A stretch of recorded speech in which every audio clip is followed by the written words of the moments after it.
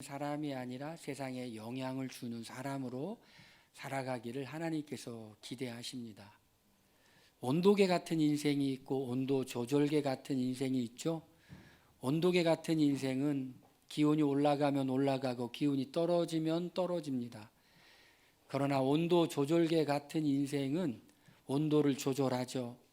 온도를 높여야 되겠다 그러면 온도를 높이고, 온도를 낮춰야 되겠다 그러면 온도를 낮추는 그런 인생이, 그런 삶을 삽니다. 여러분은 어떤 삶을 살기를 원합니까? 내가 세상에 의해 영향을 받아서 세상이 먹구름이 끼면 내 마음이 먹구름이 끼고, 세상이 환한 빛이 비치면 내 마음도 환한 빛이 비치는 온도계와 같은 그런 인생을 원하십니까? 아니면 세상이 먹구름이 끼웠을 때 환하게 빛을 발해서 어디가 길인지, 어디에 있어야 될지, 어떻게 살아야 될지를 보여주는 인생이 되기를 원합니까? 대부분의 사람들은 온도 조절계와 같은 삶을 살고 싶다고 말은 하지만은 온도 조절계와 같은 삶이 아니라 온도계와 같은 세상에 영향을 받는 그런 삶을 살죠. 어떻게 하면 우리가 온도계와 같은 인생이 아니라 온도 조절계와 같은 인생을 살 수 있을까요? 그것은 우리가 하나님을 바라보는 겁니다. 하나님을 더 바라보고 하나님께 기도하는 겁니다. 하나님, 나는 세상에 영향을 받는 사람이 아니라 하나님께 영향을 받는 사람이 되기를 원합니다. 세상에 영향을 받으면 인생이 피곤해지죠. 불안해집니다. 염려가 많습니다. 뉴스를 들을 때마다 겁이 덜컹덜컹 납니다. 세상이 곧 망할 것 같습니다. 세상에 영향을 받는 사람이 아니라 하나님께 영향을 받는 사람은, 하나님은요 변함이 없으신 분입니다. 회전하는 그림자가 없으십니다. 모든 좋은 것들은 우리 세상에서 오는 것이 아니라 하나님이 우리에게 주시는데, 사람들을 통해 주시기도 하고 환경을 통해서 주시기도 합니다. 여러분, 그걸 믿으십니까? 그래서 우리가 세상에 영향을 받는 인생이 아니라 세상에 영향을 주기 위해서는 회전하는 그림자도 없으신 하나님을 끊임없이 바라보는 겁니다. 금방 세상이 망할 것 같지만 걱정 없어요. 왜? 하나님이 계시기 때문에, 하나님이 우리를 지키시기 때문에. 우리가 요즘 마가복음을 같이 말씀을 나누고 있는데, 마가복음은 크게 세 부분으로 되어 있습니다. 예수님께서 갈릴리에서 사역하셨던 부분이 있고요. 두 번째로는 예수님께서 예루살렘으로 가는 그 길에서 있었던 기록이 있고요. 세 번째로는 예루살렘에 들어가서 십자가에 달려 돌아가시고 부활하실 때까지의 말씀이 이렇게 기록되어 있습니다. 그래서 성경학자들은 이렇게 표현합니다. 마가복음은 3막 구조다 이렇게 말합니다. 드라마로 말하면 첫 번째 1막은 갈릴리에서, 2막은 예루살렘으로 가는 길에서, 3막은 예루살렘에서. 우리가 요즘 같이 말씀을 나누고 있는 이 마가복음은 어느 부분이냐면 2막입니다.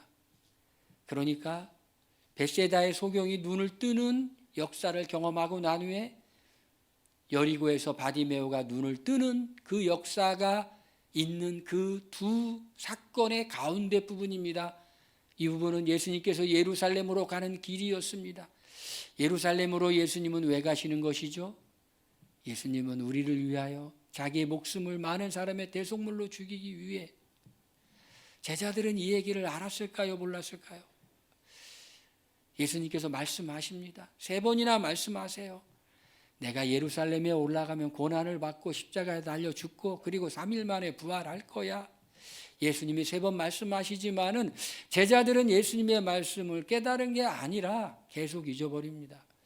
제가 생각해 봤습니다. 왜 그럴까? 예수님이 이렇게 말씀하시는데 왜 제자들은 이 말씀의 의미를 이해하지 못할까? 귀가 있어도 듣지 못하고 눈이 있어도 보지 못하는 거예요. 왜 그래요? 자기의 욕심의 눈이 가려서. 우리가 하나님의 말씀을 많이 듣습니다. 또 설교도 듣고 읽기도 하고 그리고 다양한 방법으로 하나님의 말씀을 접합니다. 그런데 우리의 생각이 좀처럼 변하지를 않는 거예요. 왜 안 변할까요? 우리의 욕심 때문에 안 변하는 거예요. 우리가 보고 싶은 것만 보고 우리가 듣고 싶은 것만 듣고 나머지는 우리가 듣지 않으려고 하고 보지 않으려고 하는 거예요. 사람들은요 선택적으로 본다는 거죠. 선택적으로 듣는다는 거예요. 예수님께서 예루살렘에 올라가시는 이유가 고난을 받고 십자가에 달려 돌아가시기 위함이라고 3번이나 말하고 있지만은 이 예루살렘으로 올라가는 길에서 제자들은 계속해서 뭐에 관심이 있습니까? 예수님이 예루살렘에 올라가면 나라를 새롭게 할 거야. 주의 영광 중에. 제자들은 그렇게 생각했어요. 예수님은 다윗의 자손이고 예수님은 이제 구약의 율법에 예언한 것처럼 메시아이기 때문에 예루살렘에 올라가서 빌라도를 내쫓고 사람들을 모아서 나라를 새롭게 하고 다윗의 후손으로서 나라를 새롭게 할 거야. 그때에 누가 한 자리 좋은 자리를 차지할까? 이것에 관심이 있는 거예요. 제가 오늘 이 본문을 설교한다니까 우리 이지수 전도사가 그래요. 왜 맨날 똑같은 설교를 자주 반복하냐고 그래요. 근데 똑같은 설교를 반복하는 것이 아니라 예루살렘에서 갈릴리에서 예루살렘으로 올라가는 그 산막이라는 그 부분에서 정말 겸손히 섬기라는 그 말씀이 3번 나오고 있어요. 근데 또 뭐가 3번 나와요? 예수님께서 고난을 받으시고 십자가에 달려 돌아가실 것을 말하는 게 3번 나와요. 예수님이 왜 이 얘기를 계속해서 하실까? 제자들의 생각과 예수님의 생각이 달랐기 때문에 그래요. 주님은 우리에게도 이렇게 말씀하시는 것 같아요. 저는 여러분들이 아시는 것처럼 늘 우리 주일날 설교하기 전에 주님께 늘 기도하면서 제 마음속에 이렇게 주님의 응답을 기다리잖아요. 하나님, 오늘 우리 이 백성들에게 주님께서 꼭 하실 말씀이 무엇입니까? 라고 말할 때, 질문할 때 주님께서 어떤 생각을 주시는데 그 생각이 늘 나는 주님의 생각이라고 이렇게 주장하지는 않지만 크게 틀린 것은 같지는 않아요. 여러분, 그래요, 안 그래요? 어떻게 현찮아요? 그렇습니까? 안 그렇습니까? 할렐루야. 그렇죠.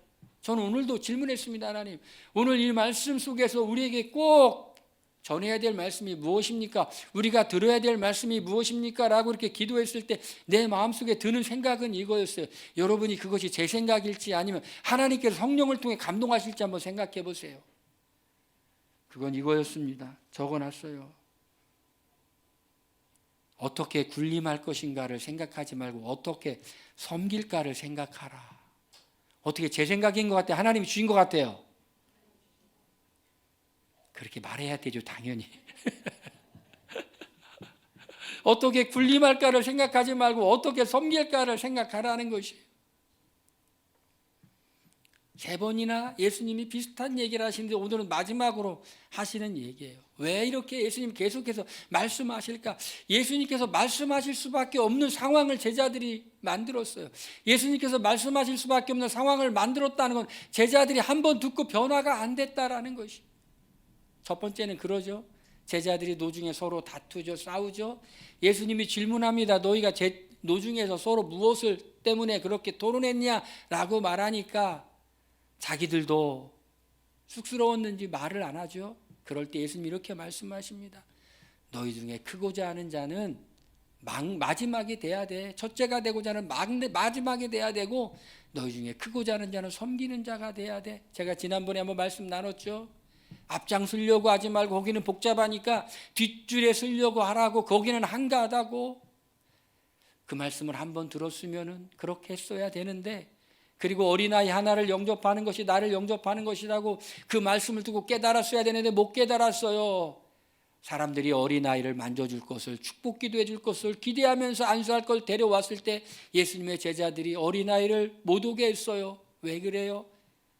예수님의 사역에 예수님이 이 나라를 새롭게 하는데 이 어린아이들은 소용이 없기 때문에 예수님께서 그들을 꾸짖으시고 어린아이를 영접하죠. 영접합니다. 여러분, 이 어린아이가 보여주는 건 뭐예요? 힘이 없는 사람이에요. 아무 능력이 없는 사람입니다. 어린아이예요. 어린아이예요. 이 어린아이 하나를 영접하라는 것이에요. 이게 섬기는 것이고 이것이 군림하는 게 아니고 진정한 섬김이라는 것이에요. 이 정도 했으면 알아들었어야 되는데 이 제자들이 알아들었을까요? 못 알아들었을까요? 여전히 욕심이 앞을 가려서 들어도 들리지가 않는 거예요. 예수님 그렇게 말씀하셨지만 그건 네가 해라. 그건 네가 해. 베드로는 이렇게 생각하는 겁니다. 그거는 빌립이 해. 그거는 안드레가 해. 나는 그거 할 사람이 아니야. 아무리 하나님 말씀을 들어도 변화가 안 되는 거예요. 야고보는 그렇게 생각하는 겁니다. 그것은 베드로 네가 해. 요한은 이렇게 생각합니다. 그것은 도마 네가 해. 나는 주의 영광이 임할 때 오른편과 왼편에 우리 형제들은 지금 한 자리 찾아야 되겠어. 이 생각에 가득 차 있어요. 그런데 예수님께서 예루살렘으로 이렇게 올라가는데 제자들이 두렵고 놀랐다고 성경은 기록되어 있어요. 왜 두렵고 놀랐을까요? 예수님이 이제 빌라도를 몰아내고 이제 왕권을 차지하려고 하는데 쉽지는 않을 거야. 쉽지는 않을 거야. 어려움도 있을 거야. 그렇지만 두렵고 놀라는 일이지만은 내가 잔자리 차지하는 일에 내 인생을 한번 걸만하지. 예수님이 여태까지 하신 일을 보니까 말씀도 기가 막히게 하시지. 오병이어의 기적을 베푸시지, 무리를 거르시지. 이분이 왕이 되면은 우리가 한 자리 차지하면 인생 성공한 거야. 두렵고 떨리기는, 두렵고 놀랍기는 하지만 그래도 이거 극복하고 나면은 예수님과 함께 한 자리 차지할 거야. 그런데 그걸 속으로만 생각했으면 좋을 텐데 야고보와 요한이 예수님께 이제는 대놓고 얘기하기 시작합니다. 야고보와 요한은 예수님의 사촌이죠. 누구보다도 예수님과 가까웠습니다. 이 족보상으로 볼 때. 그러니까 이 야고보와 요한이 참지를 못하고는 대놓고 예수님께 얘기합니다. 예수님, 주의 영광 중에 임하실 때 우리를 하나는 좌편에 한편은 우편에 앉게 해주세요.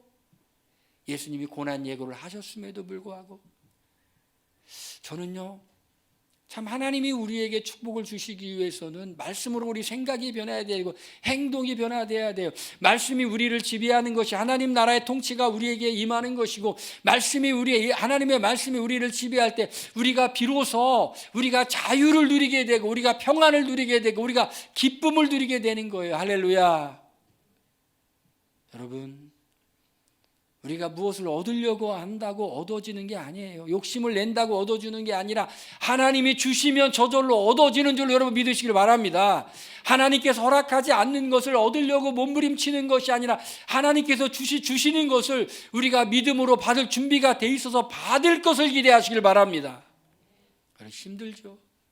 하나님이 안 주시려고 하는데 내가 그것을 얻으려고. 너희가 구하여도 얻지 못하면 욕심으로 구하기 때문이다. 너희가 얻지 못하면 구하지 않기 때문이요, 구하여도 받지 못하면 너희가 욕심으로 구하기 때문이다. 욕심으로 구한다고 얻어지는 게 아니에요. 하나님의 본심은 재앙이 아니라 평안이죠. 하나님은 우리가 좋은 사람 되길 원하세요. 정말 말씀의 지배를 받는 사람 되길 원해요. 누구를 위해서? 우리를 위해서. 우리가 이 땅에 살면서 하나님의 통치를 받으면서 정말 그냥 존재하는 것이 아니라 살아가기를 원하세요. 멋있는 말 아니에요? 우리가 그냥 존재하는 것이 아니라 살아가기를 원하세요. 참 멋있죠? 제가 만든 말일까요? 어디서 주워 들었을까요? 오늘 읽었어요. 오늘 아침에. 이름이 생각 안 나네요. 그 어떤 유명한 작가인데요. 리더십에 관한 그러한 그 유명한 연구를 했던 그 학자인데 그가 알고 봤더니 그분이 크리스찬이었어요. 제가 이렇게 연구를 하면 공부를 하면 리더십에 대한 연구를 쭉 하는데 켄 플라이처인가? 고래도 칭찬은 고래도 칭찬하게 한다는 그 책을 쓴 분이에요. 이거는 리더십에 관한 여러 연구를 한 사람인데 기독교 안에서도 이런 얘기를 했네? 같은 사람이었어요. 그러니까 믿는 사람이었어요. 거기에 그런 말이 있더라고요. 그냥 존재하는 것이 아니라 살아가야 된다고. 그냥 존재하는 것이 아니라 살아가는 것. 살아가는 게 뭐냐? 가만히 읽어봤더니 살아가는 것은 섬기며 살아가는 거예요. 섬기며 살아가는 거. 야고보와 요한이 자리를 탐하죠. 주의 영광 중에 하나는 우편에 하나는 좌편에. 예수님이 그렇게 말씀하셨지만 여전히 대놓고 인사청탁하기 시작하는 거예요. 예수님이 이렇게 말씀하십니다. 왜 그래요? 그들의 생각이 변화되지 않았기 때문에. 여러분, 우리의 생각이 변화돼야 돼요. 하나님은 우리의 생각을 변화시킬 때 어떻게 하냐면요, 때로요 우리 하나님의 은혜의 말씀으로 깨닫게 하시지만은 때로는 우리에게 정말 그 말씀이 옳다고 고백할 수밖에 없는 상황을 만들기도 해요. 하나님은 우리에게 주시고자 하는 최고의 선물이 하나님 자신이에요. 그래서 예레미야 말씀에 너희를 향한 나의 생각은 평안이 아니라 재앙이 아니라 평안이다. 내가 죽지 않고 살아서 하나님의 영광을 선포하리로다.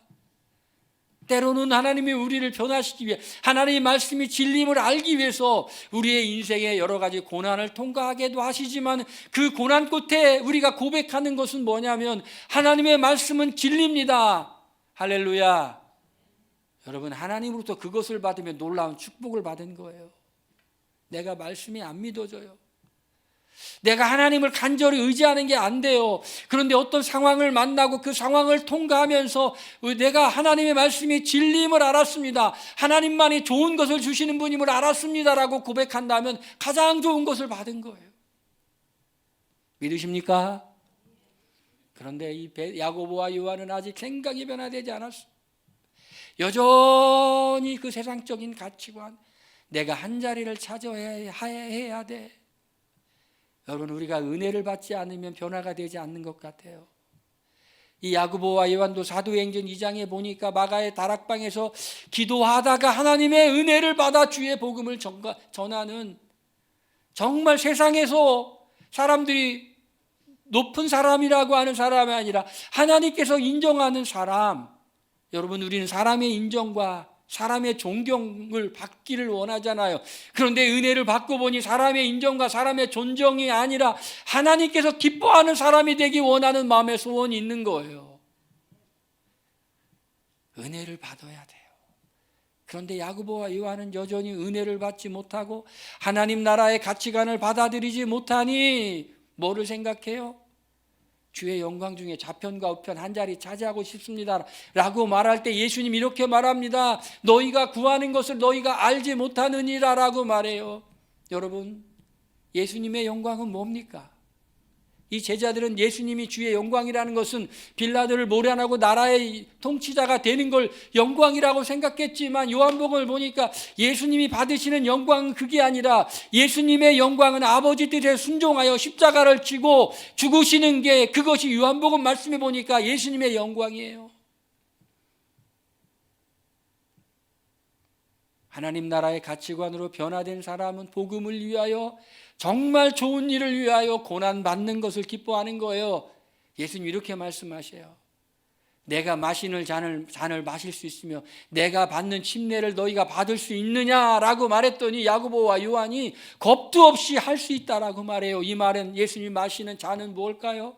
예수님이 받으시는 침례는 뭐예요? 예수님이 십자가에서 고난을 받으시고 십자가 전에도 죽도록 맞으시고 고난을 받으시고 고통받는 것, 그리고 십자가에 죽으시는 것이 예수님이 받으시는 잔이고 예수님이 받으시는 침례예요.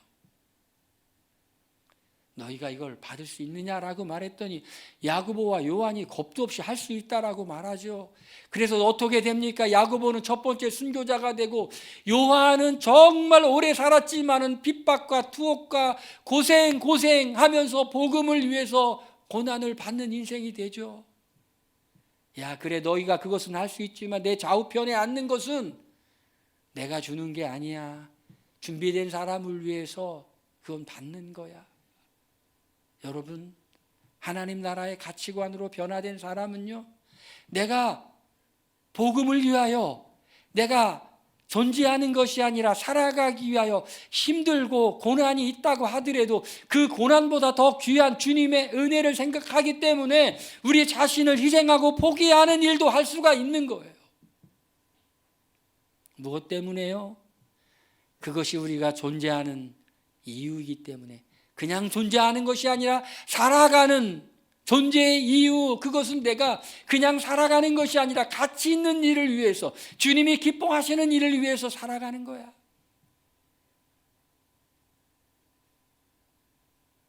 우리가 힘들어도요, 주님이 기뻐하신다는 확신을 주시면은요, 우리가요 기뻐요.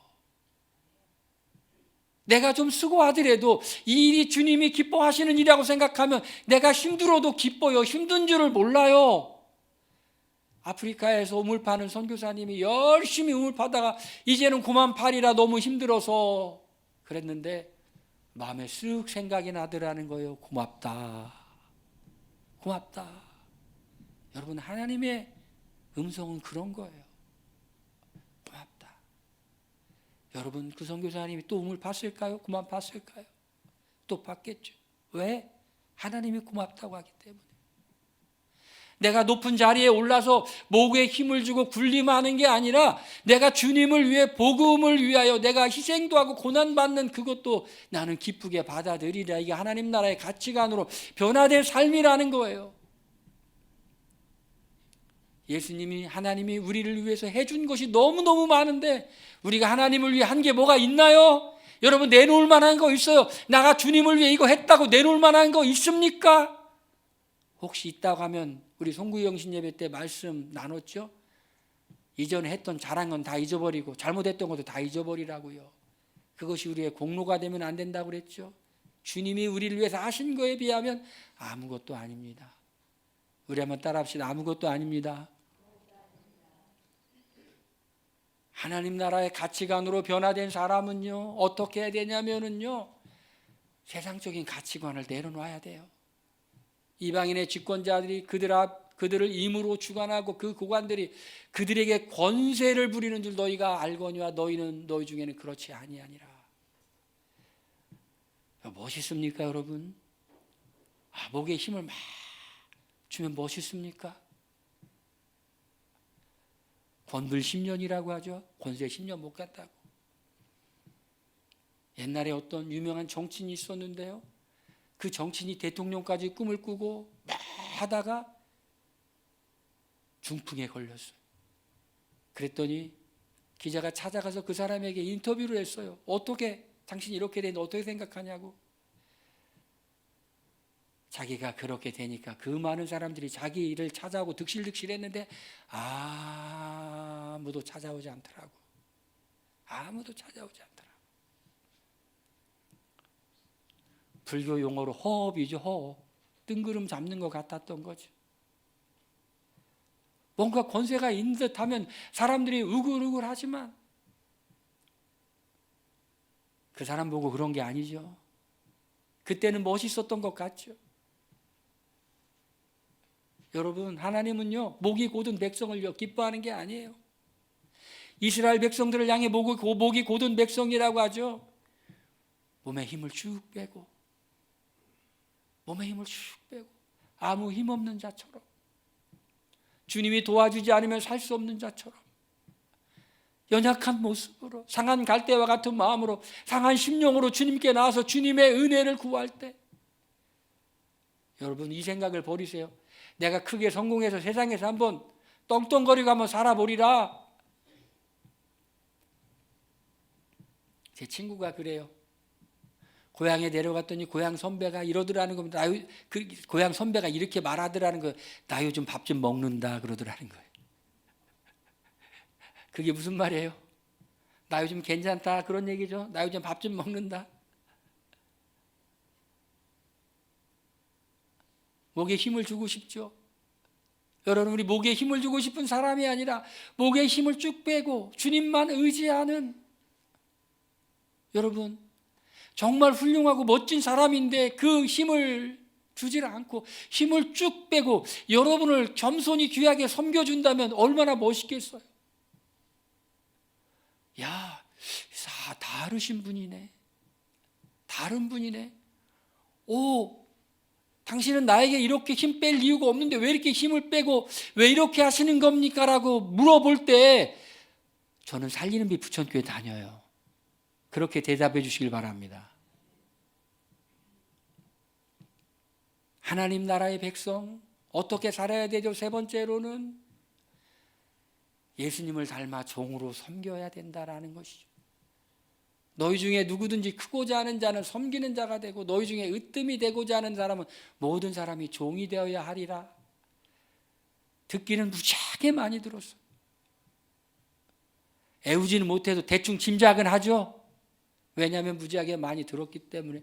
무지하게 많이 들었지만은 무지하게 많이 들은 거에 비해서 그렇게 살지는 못해요. 그래요, 안 그래요? 그래서 제가 여러분들에게 설교할 때 부탁했잖아요. 겸손이 안 되면 위장된 겸손이라도 하라고. 섬기는 게 안 되면 위장된 섬김이라도 해보시길 바랍니다. 그럼 사람들이 어떻게 한다고요? 좋아한다고요. 사람들이 좋아하니까 여러분들 이럴 거예요. 사람들이 좋아하네. 사람들이 좋아하네. 이렇게 살아볼까? 가장 어린아이와 같이 때로는 힘이 없기도 하고, 때로는 부족하기도 하고, 때로는 미성숙하기도 한 그 사람을 이렇게 영접하고 섬겨주는 것이, 이거 진짜 진정한 섬김이라는 거죠. 그런데 그 진정한 섬김은 어떻게 섬기는 거예요? 존중해주고, 그리고 칭찬해주고, 높여주고,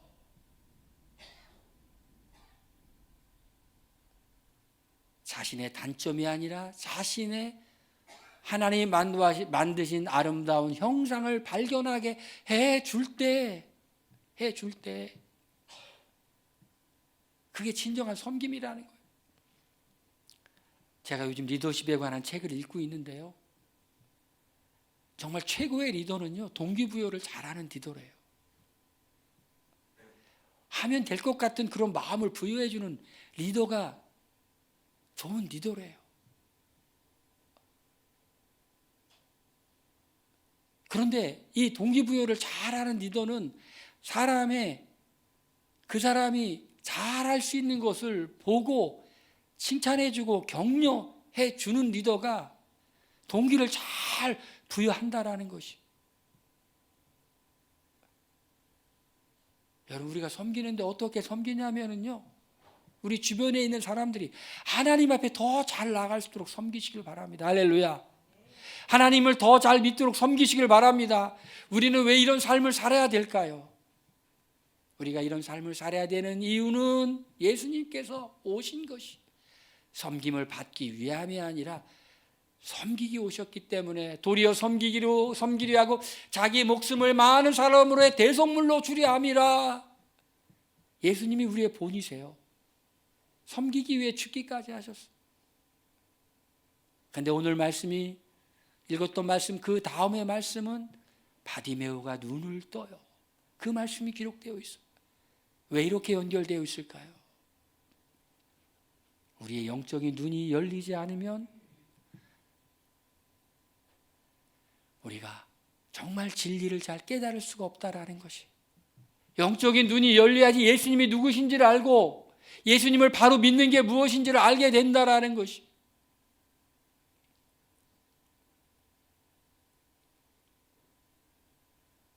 오늘 우리가 들었던 이 말씀은 성경에 너무나 많이 나오고 있고 너무나 많이 알고 있고 너무나 많이 듣고 있었지만, 그걸 우리 삶으로 실천하는 데는, 우리 생각을 바꾸고 행동으로 실천하는 데는 여전히 부족했다면, 이제는 우리가 한 가지라도 한번 실천해 보시길 바랍니다.